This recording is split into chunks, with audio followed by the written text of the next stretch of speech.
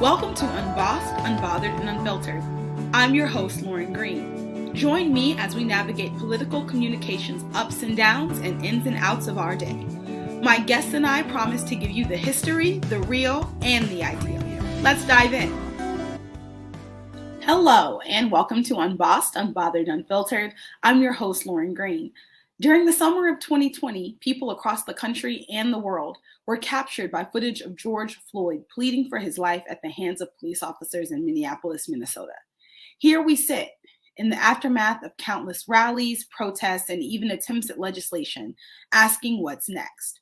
For so many, George Floyd is a symbol about much needed change in this country, but he is also a man who left behind a family picking up the pieces and trying to move forward. The George Floyd Foundation put together A Gentle Giant, a short film about George Floyd, the man, and it is now available on Hulu. I got a chance to sit down with one of the actors from the movie, Tsalta Baptiste, to talk about what it means to be Black in Hollywood in this time and how it feels to tell a story this important. Tsalta Baptiste was born in Berkeley, California. Growing up, his neighbors often referred to his home as the movie house for being the place to find VHS tapes of popular movies if Blockbuster was ever out of stock. He began his career in acting on the Texas Southern University speech and debate team. He later ventured overseas and became recognized by international audiences due to his portrayal of Tupac Shakur in Until the End of Time. I'm pleased to welcome to Unbossed, Unbothered, and Unfiltered, Tsalta Baptiste. Hi, Tsalta. Hey, how you doing, Lauren? I'm good. How are you?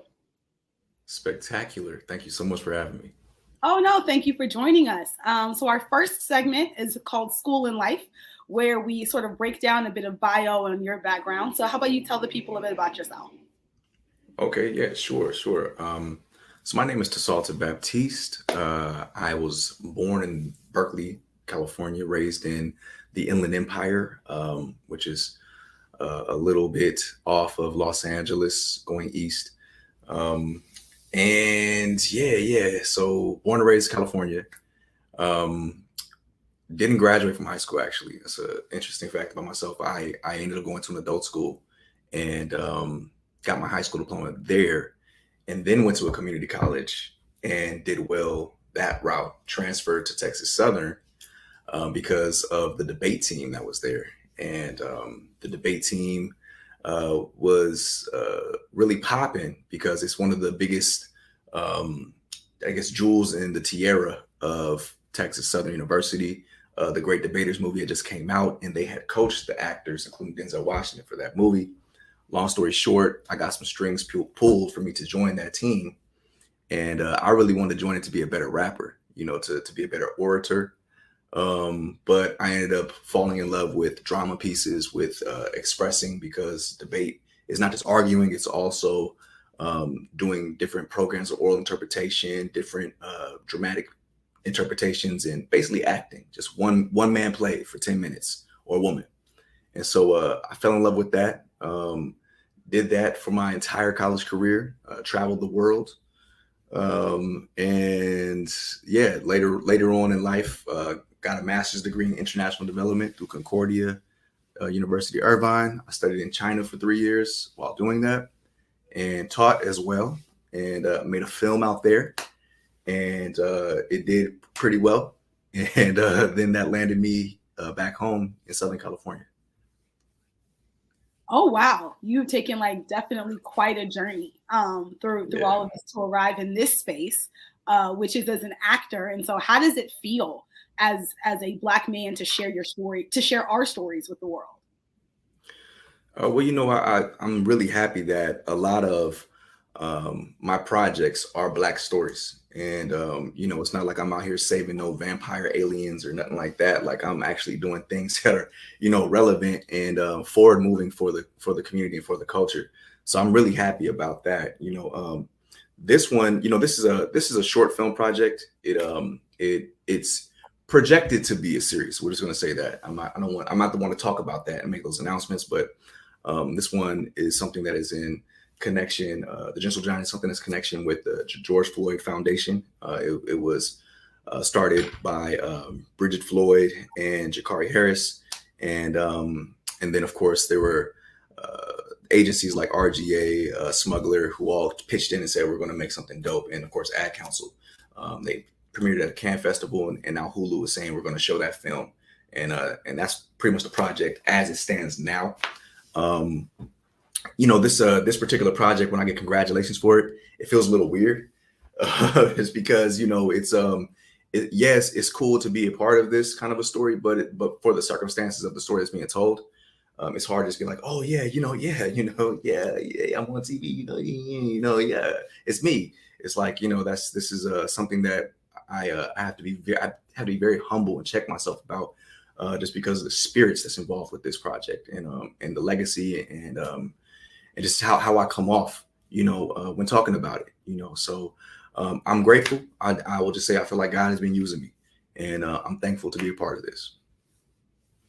Absolutely. And it is important to sort of, I guess, have the reference point for the types of stories that you are telling, right? And I mean, needless to say, the video that went viral of, unfortunately, George Floyd's last moments kicked off what felt like a summer of civil unrest for 2020. We had protests in every major American city. And so if you don't mind, like taking a moment, like where were you when that was going on? Yeah, so I was here. I was back in the States. 2020, we gotta recap what was going on during that time. I was back in the States. It was a total of 2 years. So a lot of that international exposure and experience started kind of weighing off, and the heaviness of America was really settling in again.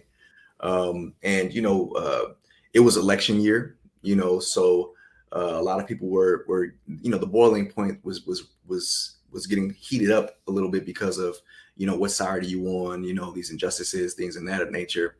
Kobe Bryant passed first, and then the majority of the country was confirmed to be on lockdown the following month, and then that month Ahmaud Arbery was murdered on camera. And I think that murder really kind of it ushers in the unrest and the point that people reached where we were like, yeah, we're gonna take this to our own hands now, because we seen this man get murdered, saying like he was hunted, like he was wild game or something. They were like, yeah, outside the truck, and shot him down. And and then they didn't reach a verdict yet. And so it's like the case just kept going on for months. And while we're waiting for something to happen for that, then we see this video of this man with a knee on the back of his head for 8 minutes and 46 seconds. And all during a pandemic, while we're supposed to be locked down, while the world's supposed to be coming together to unify, to lift each other up, we're watching 2 murders of Black men. And it was like, how can racism rear its ugly head and just photobomb this historic moment in the world with just racism like that, And I think that because of that, just watching that man, Ahmaud Arbery was one thing. We seen him fight, we seen him give him those bop bop, and we seen him run. But with George Floyd, he was restrained, he was compliant, and he was begging for his life while everybody was just standing around doing nothing. And I think that really triggered. If Ahmaud Arbery didn't do it for the world, or for Americans at least, watching that happen to George, I think that did it. And I think that's why it's just so much of a powder keg. All these different things happening at that time that we were like, yo, enough is enough, yo, and we're gonna take justice to our own hands. Yeah, I mean, that was definitely what happened. And I also think like part of the undergird there that you also mentioned was we were all at home, because we know police brutality is not new, right? But because of the pandemic, we were all at home, effectively watching the news and watching this happen. Or seeing the videos after the fact in a way that you couldn't look away. And so many other times in history, there's been a host of things that people were either preoccupied by or distracted by, but that we didn't have those opportunities then. And so it definitely, brought out a host of emotions from people across the across the space. I even remember, part of the concern with people coming together to protest was at that point, COVID-19 was so new. Yeah. We were like, how do we do this safely, right? So people were protesting 6 feet apart with masks and gloves and, trying to find a way to do this because it was so important to be out there, even with everything else going on. And so you definitely cannot overstate the, I guess, historic and other cultural context for that moment and how we arrived there. And as we transition into Hold Up, something that is interesting is the idea that how does your current role, so now, in 2022, you're taking part in this project. How did that, I guess, bring those feelings back up for you? Well, the feelings that were brought back up were just mainly that, I'm glad that we're finally moving forward. I feel like films and projects like this are definitely steps in the right direction. They shouldn't be the be all to end all. It shouldn't be like, yeah, we made a movie or a show and that's progress. But I do think that it definitely signals that there are the right people that are campaigning and getting involved now, and primarily, budgets. I think that that's going to be the thing that really speaks when you got a whole project, a Hollywood project, behind and supporting. And also to mention Bridget Floyd, she's the one that really crafted The Gentle Giant. And I really appreciate that it was the family telling his story in that, and not, some executive producers somewhere that's, unrelated, but has the rights, this was the family, and I'm glad that they were the first to do it. And, and prayerfully will continue to make sure that they're the ones that control the narrative of his life, because I didn't know much about George in the way that the film shares. I didn't even know it was about him until I finished reading the script, and right at the end, just like in the film, I was like, oh, this is about George Floyd. Hold up, whoa, goosebumps, Yeah. And so Bridget Floyd, she selected me personally. She said him out of all the people that auditioned. And so just things like that, I appreciate. And there's a lot of respect on set when you're working on a project like this. Usually everybody's on their best behavior with the black people on set. Right. So I really enjoyed being a part of that. Yeah, that is really interesting. You mentioned a bit about sort of the family being central to this piece, and I agree that's absolutely huge. But I kind of want to talk about this moment. Something that was interesting in 2020 was it felt like there was this surge of Hollywood celebrity, like power and involvement in social justice issues all of a sudden. And so, in what ways has that sort of shifted the dynamic of your work, or has it at all? The Hollywood involvement in social justice.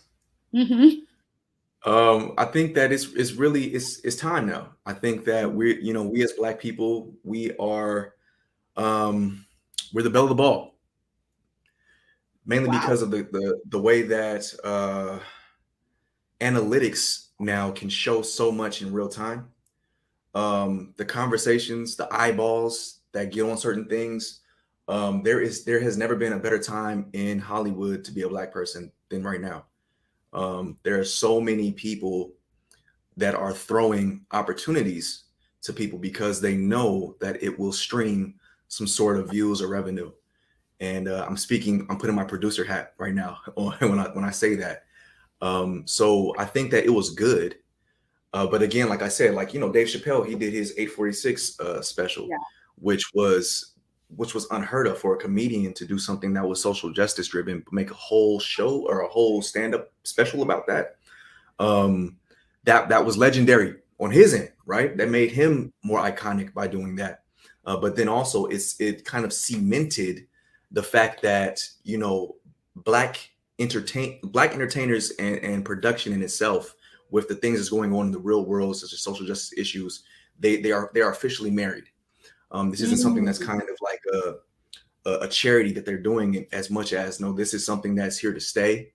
and this is now its own lane now. So I'm grateful to be a part of that renaissance period of Black producers or actors or entertainers who are now going to be portraying a lot of this now, because like I said, analytics shows that if you can capitalize on something that's being widely discussed, that's a missed opportunity if they don't. So it's here to stay, and I'm just grateful that it is taking the place the way the form is taking, but also that again the family has been the first to really put something together. That's huge. And just to kind of say this, I hope I don't muddy the rhythm right now, but like a story like Richard Pryor, for example, Mhm. God bless his soul. That's a story that's took well over 20 years to tell, on camera, Mm. on the screen. So I'm happy. These things get really political. At least they have been. Yeah. But now something that happened just 2 years ago can boom immediately now. They can find the way that they're going to recoup their investment. Right. It's going to reach the right audience. They projected this many people will see. It's a beautiful time right now to be able to really get these stories out in real time. So yeah, I would love to talk more about that, but I'm going to just yield my time right there.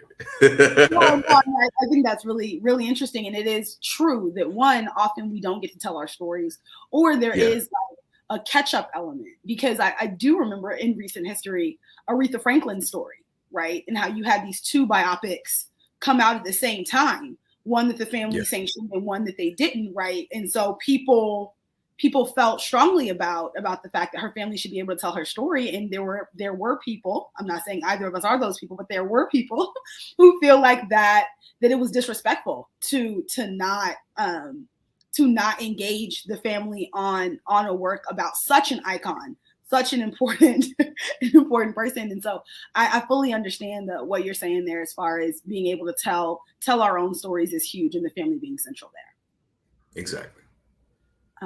Yeah, and so I mean, now we shift a little bit as we head into I Ain't Sorry, and this is kind of personal for you, but as we discussed earlier, you've taken a journey to get here, and so Mhm. what is a personal philosophy that you've developed that helps you do the work that you do, professional or personal, actually?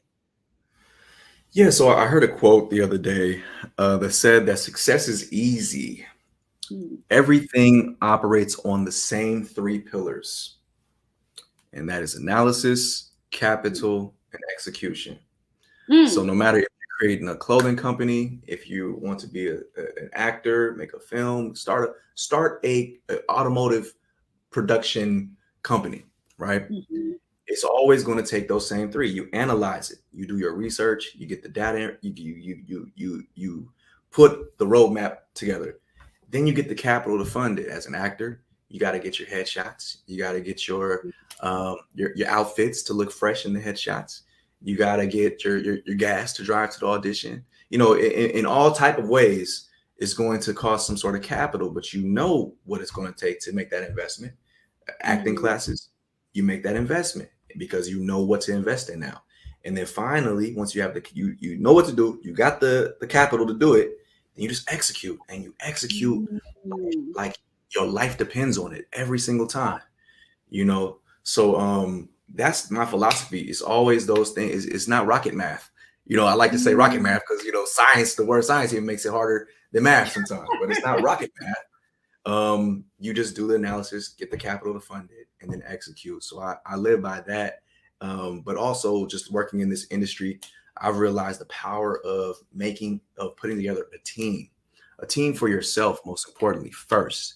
You want to make sure that you get your management, you get your agency, you get your publicist. You want to make sure that you have somebody that can hook you up with a dope wardrobe. If you got a stylist, you want to make sure you got your barber on deck. You want to make sure that you have the person that can help read with you. You gotta assemble that team independently, and then you join forces with another team, and you create a Mm. super team. Like a prime example with that is Kevin Hart and The Rock right now. I don't know how many movies those two have been in together, but what they realize is together they're a package. They're sellable Mhm. because Kevin Hart brings the comedy, and The Rock brings the action. Yeah. And together, the two of them, they can pretty much make any type of genre movie together. And Mm-hmm. so it's easier to sell a script to a studio with both of them headlining than just one of them alone. They got a package. They put their teams together, form a super team. So that's something that can be done on a grassroots level. You just get your shit together. Excuse me, you get your team together first. You get your team together first, and then you join the team. Yeah.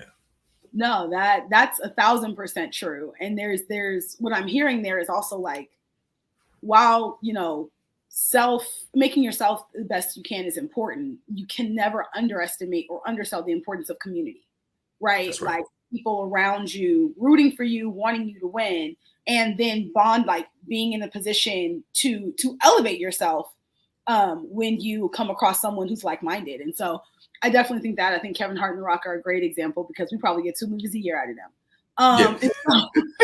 Yeah. Franchises too. Yeah. You said who? Yeah.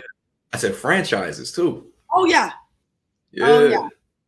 They have figured out the keys to the kingdom right there. And my I guess semi last question is, what if anything is giving you hope right now? I'm very happy that you asked me that question. If you would have asked me that question maybe 5 years ago or a few years ago, I would have probably said humanity, is giving me hope. But like I said, I've been back in the States for far too long. And I just feel that heaviness every time, and things that I've experienced in the world outside of this country. Sometimes it becomes a little null and void to me because I have to deal with my immediate reality. So I'm gonna say that, the thing that's giving me hope right now, and I'm not gonna say what's not. I had a long list of things that I could say isn't giving me hope, but I'm just not gonna do that today. I'm just gonna stick to what is, and I would say that what is giving me hope are the people that rely on me and depend on me. I'm not looking too far for any type of inspiration right now. I'm looking at what's right in front of me, and I'm dealing with that first. And there's nothing like having that person or those persons who just ridiculously believe in you, and I'm learning to appreciate those people in my life and to make it a symbiotic, synergistic relationship. Because from there, hopefully it will trickle down, or things that we do together can have all the boats rise with the tide, so to speak, in their circles, in their extended communities, So that's the way to affect and get hope from outside when it comes back. But I gotta focus on what's right here in front of me right now, and that's what's giving me hope. Absolutely. And I do just want to take a quick second. You've said twice now something about the heaviness in America, and I was wondering if you feel comfortable expounding on that, because I do think that that's really rich. Yeah, I mean, what you want to know? Well, one, I'm curious about the difference between, you said like coming back to the States, you're reminded of it. So what felt lighter abroad that you don't feel here? Well, yes, it's a thing. I think anybody that travels and have been gone for, I'm gonna say, at least a month or two, you feel it as soon as you land at the airport. It's just like, ooh, oh, yeah, that's right. That is the feeling here. It's hard to explain. You just got to feel it. But I've had the pleasure and the privilege, like I said, with the debate team. We traveled all over the world. We were performed. The first country I actually officially visited was Tanzania, East Africa. And so if you can imagine this young man from, Rialto, California, which is very unheard of, but I'm doing my best to put it on the map. Whose whole rite of passage really was to get involved in some thug activities, Southern California, that's a young Black man's hurdle. Are you going to get into some gang affiliation? Are you going to smoke? You're going to hook up real early with somebody and have kids at a really young age? It's like these type of things. How I was plucked out of that by God's design, and the first place I visit outside of this country is Africa. Um, you know, that was special, and to be able to, walk somewhere and another man will just hold my hand, and someone would have to explain to me that that's a sign of friendship. Mm-hmm. And I had been so, uh, um conditioned uh, to not let any man hold your hand like that, bro. Get off me, is the Right. initial knee jerk reaction I'm supposed to have. But okay, it's cool. And for me to walk with this man for 15 minutes, holding hands and just talking, I felt like so much trauma just leave my body, you Mm. know, and just in that walk. And I tell people about that all the time, just again, some people got to experience. And then living in China, I live in China, which is very controversial if we're talking about Africa and then switch to China. But I learned a lot about taking your your essence, your existence to the front door of people who have no clue or idea of who you are really. They see Mm. things in the media, they hear these things about you. They're a homogeneous society, and whether they've been taught some really racist things or whether they've been taught to be good people, and both in between and somewhere in between, the fact of the matter that they're still humans too. So they still have a curiosity, still got a good heart. They still got, things that other humans are going through, and they can experience their first, not only just black person, but the first person that's not Chinese, in their Mm. life. And I'm the person, what I'm saying? I'm the person that gives them their English name, and I made sure I gave them black names. I got a Khadijah out there. I got a Ajane out there. I got a Terrell out there. You know what I'm saying? And those are their English names, and it was an honor for me Right. to give them their name. We're talking Right. about college students. Um, and they still keep in contact with me today. So to be able to Mm. do that, to be able to teach these people blackity black things. Teach them about the media, teach them about how racism is for the history in the media for Asians in America, to show them the fact that Asians in America have a platform, like showing them Fresh on the Boat, shows like that, or the difference between the different types of English, and finding out how great of a show the Fresh Prince of Bel Air is to teach English as a foreign language, because you have Jeffrey who teaches the old English, then you have Wow. Carlton Phil that teaches the proper, I guess, more formal dialect of English. Then you got Will that speaks in all the colloquials and all Wow. that stuff.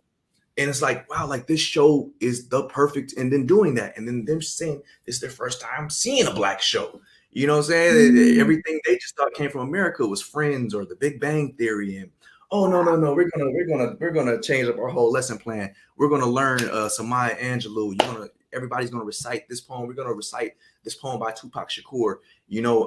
And then learn about black inventors. You're gonna give me 25 black inventions that are made by black people. Research it, teacher. That doesn't happen. That's impossible. You'll Mm. find out. It's liberating. It's like you feel the worth, the self-worth, you feel purpose, and then come Right. here and you're like, okay, now get in line on this conveyor belt. Mm. Wow. So yeah. Thank you for sharing that. I think yeah, what you're describing is a freedom that I think at times, like, because of our experiences, even our notions of freedom can become restrained. So when we talk about freedom here, it's often in a really particular context. But like what you're describing is a particular freedom, as far as just like you felt, I guess, like a lightness and a notion of possibilities and opportunities and resources that here, even when we're talking about Black freedom, often it can be relegated to like politically or Black capital or like all these other different elements. And so you're describing a day-to-day celebration of who you are in a way that I think escapes even some of our even more progressive spaces here. So thank you for sharing Of course, I could talk all day about that. that. Actually, what are some common misconceptions about your field or things that you wish people knew? All right. Yeah. So I'm kind of curious. Do you have any examples of anything specifically you like to know? I mean, you hear stories about, like I'm thinking about Viola Davis, right? And her Mm, referring to herself as the Black Meryl Streep, but how she doesn't feel mm, like she's compensated in that same way, right? Or, mm, I've particularly heard of other people having experiences about feeling typecasted in certain roles as a mm. particular, whether that's racially or gender wise. And so, is there anything in your personal experience that you think does like has not been highlighted in the overall experiences of being a Black actor? Yeah, I love that. You came with it with that one. One of my favorite quotes as an actor comes from Donald Glover in his Mm. rap alias Childish Gambino. He has a line where he says he won't stop until James Franco is called the white Donald Glover. And I Mm. think that, for far too many times, we are definitely kind of pigeonholed in this area of having to compare ourselves as black, the black version of something. But it's interesting that you mentioned that because I have two approaches for this, for the consumer and for the person that's an inspiring actor, for example. Right. So with Viola Davis, it's unfortunate because, and I mean, shout out to her. I met her. I met her husband. Great people. They got a team.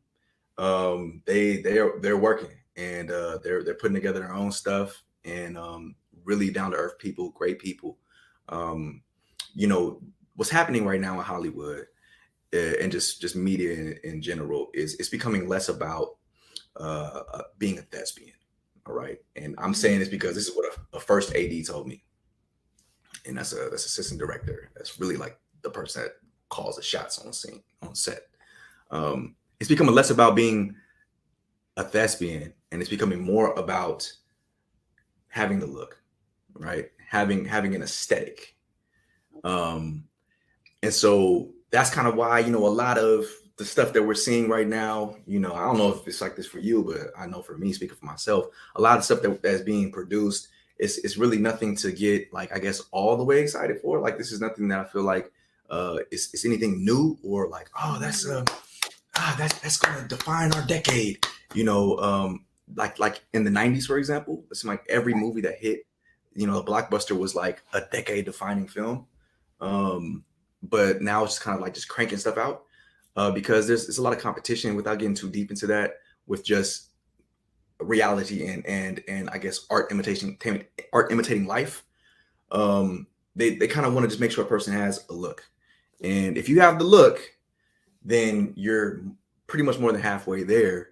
Now, if it's like two or three people that they've chosen out of the thousands of submissions, and then they whittled it down to 50 people to audition, then they say the director's like, no, no, no, no, no, I don't want to watch all those auditions. Let's get it down to 10. So they whittle it down too based on whatever person's I don't want to say Instagram following because it just that's kind of a toss up. It doesn't really matter what your following is sometimes, or 50% of the time, but sometimes it does. Let's say your resume, your experience, your agency that you're represented by. If you're a good hang, if we watch and we're like, oh, this person's like that would be cool to work with on set, or oh, this person's like that would be a handful to work with on set. No, thank you. If you're on time, all these different things can determine how small that shrinks down. And then when they shrink it down, now they got 10 people that are like, this is the look. Now, if out of those 10, they have a pretty good 3 or 2 that they're like, yeah, we're going to go with them, then now it comes down to who's the more talented or who's the more, who gave me the better vibe, things like that. It gets to that point now. So it's becoming less about like, yo, this person is, they went to um, Juilliard and they went to, they studied this on Broadway. It's becoming less and less about that now. And pretty much anybody can be an actor today if they have the look. And so, and if you don't suck, then yeah, you're winning. So yeah, seriously. So that's pretty much what it's morphed into now. Me in this particular situation, the whole thing is unique. Like everything about this is it's just wild. I'm just like really just wondering like what is going to happen with this project because it's happening in such a unique way. Mm-hmm. It's a commercial that's airing. It aired at Cannes, and now it's on Hulu as a film. The way that it happened, the Floyd family selected, and wrote and put together the script and the story. So these are all things that are very, unique. And even me, they chose the right one with me. You know what I'm saying? Like, I'm not somebody that when you're talking to me, I'm like, oh yes. So I wasn't really that aware of George Floyd when the situation happened. I had to do a lot of research and learn about him. But yes, horrible, horrible, horrible. They chose the right one, and it's like, and so it's like it's all of that, you know what I'm saying? So that's pretty much how that goes, and how it went in this situation with them being in the room and her selecting me. As we transition to our Drunken Love segment, I want to give you a couple of moments to sort of offer final thoughts for anything that we didn't get a chance to cover today. Of course. I just like to publicly say that it is time for us to get our reparations. So I hope that gets across to the right person in the right ears. We have to continue to beat that drum. So I'm gonna make sure I use this platform to say that it's time. This is the biggest fight for our generation right now. If it's not us, then it probably will never happen. We're the ones to do it. Yeah, pretty much. Gentle Giant on Hulu now, actually. It's I don't want to give it away, but if you listen to this entire podcast, you probably have a very good idea of who it's about and what it's about. But I can guarantee you it's not what you think it's about, even though you know what it's about. So it has a very different, unique take on it.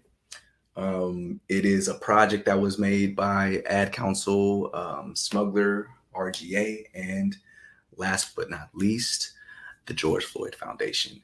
They put this film together. There's definitely some other things in pipeline that are coming out of this. So make sure you go watch it on Hulu. It's amazing. It's a quick one. It's a quick watch. And we definitely need to make sure that these are the things that we're consuming and giving the views to. So yeah, definitely watch it. The Gentle Giant on Hulu. Watch it now. All right. No, I mean all of that resonates for me. In the event, so taking a step back, I have thoroughly enjoyed you today. I really appreciate you coming on and talking to us about a bit about your journey and what you're working on. In the event people want to keep up with you and your work, what is the best way they do that? Yeah, keep up with me on my social media handles. Tsalta Baptiste. Tsalta is at last spelled backwards. Baptiste is Baptist with an E on the end. So that's my handle, at Tsalta Baptiste. I'm everywhere: TikTok, Instagram, Twitter, Facebook, Snapchat, Periscope. People still doing that, but I'm on that too. Yeah, that's how you can find me. It's my name. Keep up with me, because like I was saying, I work also as a producer and in production as well. So I'm doing something now where I'm teaching a lot of people, if they need some sort of Hollywood quality production or marketing. I'm teaching people how to do that, with a budget that is not $1 million budget, So if at very least just follow me just to learn some really good stuff, you're going to learn a lot. That is really cool. If you give me one moment to wrap up here. Thank you for listening to this episode of Unbossed, Unbothered, and Unfiltered. If you are looking for the show, you can find us at Unbossed, Unbothered, and Unfiltered on Facebook and Instagram, and you can find all episodes at unbossedunbotheredandunfiltered.com.